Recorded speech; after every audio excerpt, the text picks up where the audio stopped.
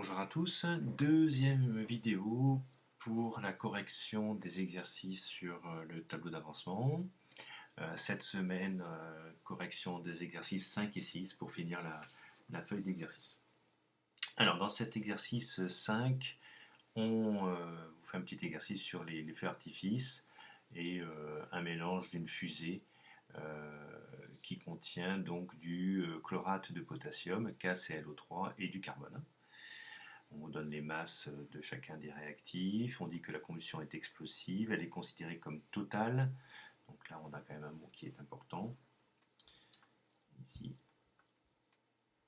la réaction totale, et il se forme du dioxyde de carbone et du chlorure de potassium. Voilà, on a des données, pictogramme de sécurité. Première question.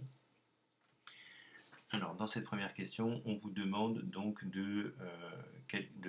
d'établir et d'ajuster l'équation de réaction chimique entre le chlorate de potassium et le carbone. Donc, on peut voir dans l'exercice, donc on a KClO3 qui va réagir avec du carbone. Alors, KClO3 est solide. Pas oublier les états physiques, le carbone aussi est solide. Ça va nous donner donc du CO2 gazeux plus KCl solide. Voilà. Donc vous avez ça. Il faut bien sûr équilibrer cette équation. Donc je regarde dans leur K, j'en ai un, Cl, j'en ai un, le carbone, j'en ai un. Donc c'est surtout l'oxygène qui va être important à changer. Donc là j'en ai 3, ici j'en ai 2. Donc pour trouver le plus petit commun multiple, il faut multiplier ici par 3 et ici par 2. Et là, 2 fois 3, 6 oxygènes, 3 fois 2, 6 oxygènes. Donc là, l'oxygène est équilibré. Le problème, c'est que j'ai tout déséquilibré. Alors pour K et Cl, j'en ai 2, et ici ils sont ensemble, donc je vais mettre un 2 devant. Et le carbone, ici j'en ai 1, mais là j'en ai 3, 3 fois 1, 3. Donc un 3 ici. Voilà, donc ça, vous devez normalement savoir le faire. Deuxième question, calculer les quantités de matière initiale des deux réactifs. Donc c'est une formule assez simple, on a vu ça en seconde et puis en début de l'année. Alors, comme je vais faire un tableau d'avancement ici en dessous, je vais faire un peu plus haut le calcul de ces quantités de matière. On va le faire ici par exemple. Alors, quantité de matière de KClO3, donc N de KClO3, c'est égal à la masse de KClO3 divisé par la masse molaire de KClO3. Voilà, donc la masse au début on en a donc 300 grammes et on divise ça par 122,6 la masse molaire. Et ça nous donne une quantité de matière initiale à 2,45 mol. Pour le carbone, on va faire ça ici. Quantité de carbone, c'est la masse de carbone divisée par la masse molaire du carbone. Et donc on en a combien? 50 de carbone, 50 grammes divisé par 12 masse molaire. Et là, ça nous donne du 4,17 mol.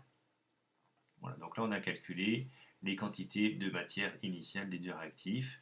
Maintenant, il faut identifier le réactif limitant, donc il faut faire un tableau d'avancement et refaire la même méthode. Alors, j'ai calculé ici, j'en ai donc au départ 2,45, donc quand x égale 0.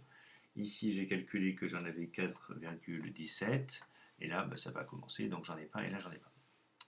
Pour un état intermédiaire x, ça nous fait du 2,45 moins 2x, ici du 4,17 moins 3x, ici j'ai du 3x et là du 2x.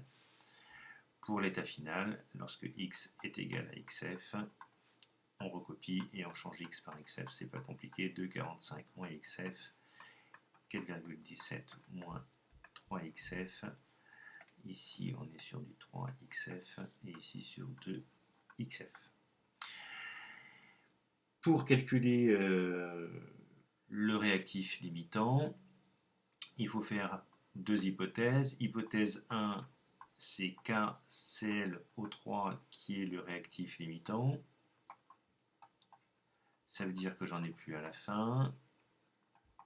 Ça veut dire que l'équation, c'est 2,45 moins 2x max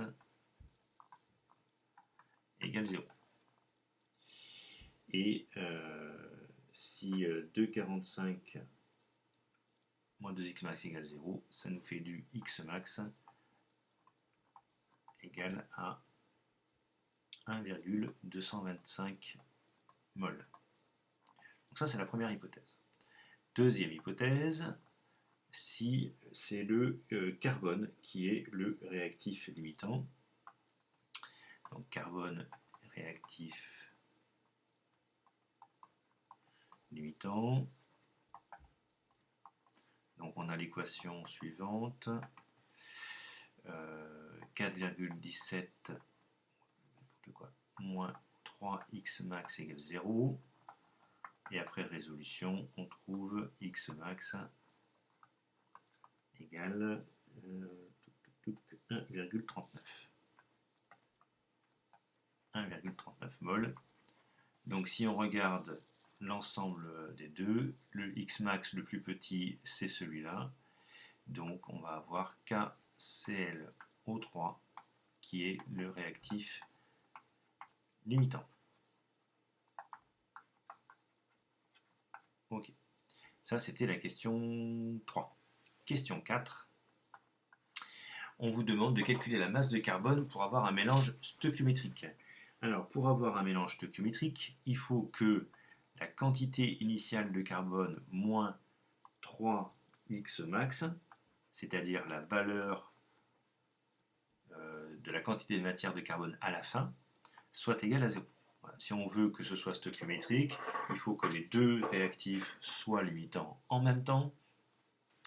Or, pour l'instant, ce qui a imposé la valeur de x max ici de 1,225, c'était KClO3, et il faut l'appliquer ici au carbone. Mais ça va changer la valeur initiale du carbone, c'est-à-dire la valeur de 4,17. Donc ça, c'est pas bon, j'en ai trop.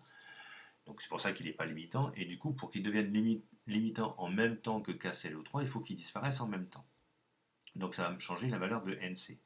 Donc NC est égal à 3x max.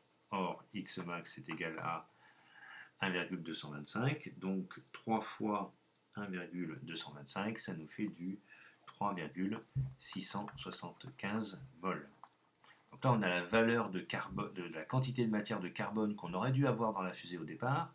Donc on va passer à la masse. Masse de carbone, c'est égal à la quantité de matière fois la masse molaire. Donc ça nous fait du 3,675 fois la masse molaire, 12. Et ça nous fait du 44,1 g. C'est-à-dire que pour avoir un mélange stoichiométrique, ici, il faut qu'on ait 44,1 g de carbone plutôt que des 50 grammes qu'on avait au départ. Donc il en faut moins. Question 5. Proposer une hypothèse expliquant pourquoi il est important de veiller à ce que ce soit le chlorate de potassium et non pas le carbone qui soit le réactif limitant. Et bien là, il faut regarder les données du texte et notamment les pictogrammes de sécurité. Ici, vous avez des pictogrammes de danger du chlorate de potassium. C'est inflammable, évidemment, c'est normal. C'est aussi, il y a du danger et c'est surtout pour l'environnement que c'est pas terrible. Donc, comme une fusée de feu d'artifice, c'est dehors. Si jamais on a de la poudre de chlorate de potassium qui retombe par terre, c'est pas cool pour l'environnement. Donc, il faut que ce soit un réactif limitant. Donc, on met plus de carbone que nécessaire. Voilà pourquoi on a mis 50 g de carbone, alors que dans l'eau, on aurait pu avoir besoin que de 44 g,1.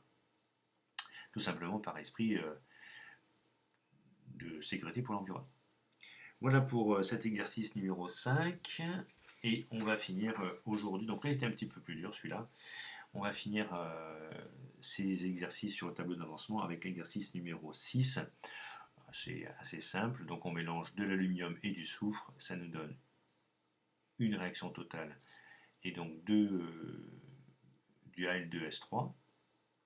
Et donc dans un premier temps, première question, il faut calculer les quantités initiales des réactifs.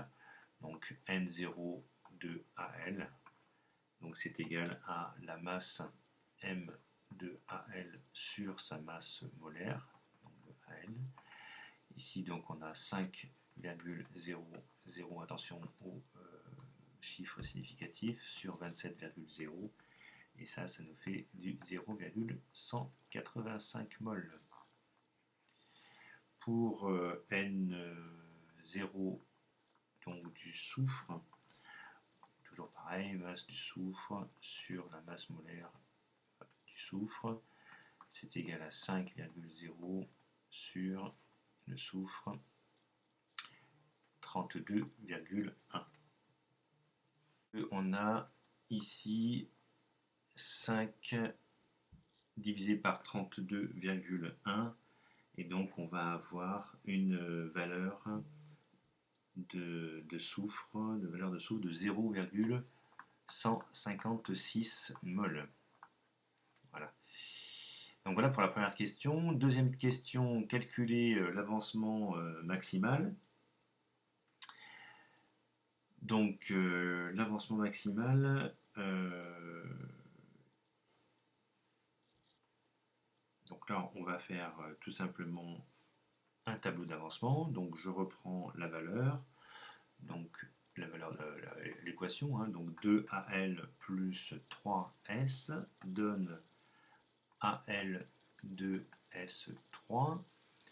On a les quantités initiales N0 de l'aluminium, N0 du soufre qu'on a calculé. Ici, j'en ai pas. Donc ça, c'est pour X égale 0. Pour X, on a N0 de AL moins 2X. Attention, ici, N0 de soufre moins 3X. Et ici, on a juste X.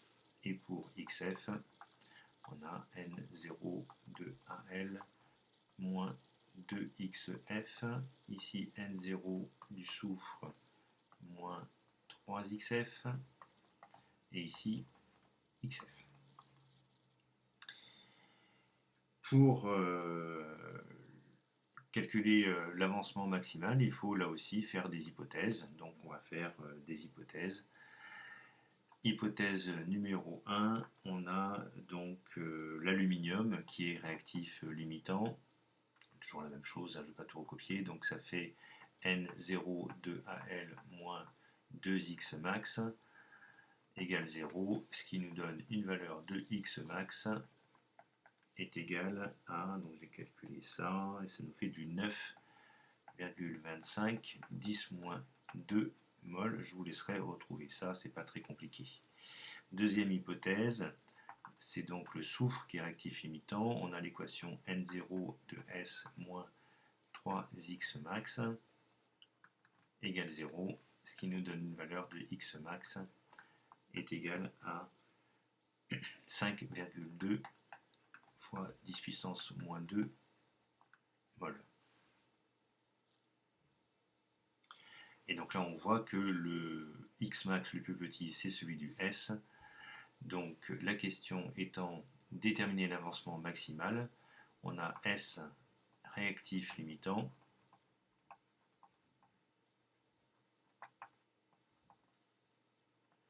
et la valeur de X max, bon, je l'entoure, c'est celle-là. Troisième question, on vous demande de calculer la masse de sulfure d'aluminium trouvée à la fin. Pour ce faire, il nous faut la masse molaire du sulfure d'aluminium, donc de Al2S3. Donc la masse molaire de ça, c'est 2 fois la masse molaire de l'aluminium plus 3 fois la masse molaire du soufre.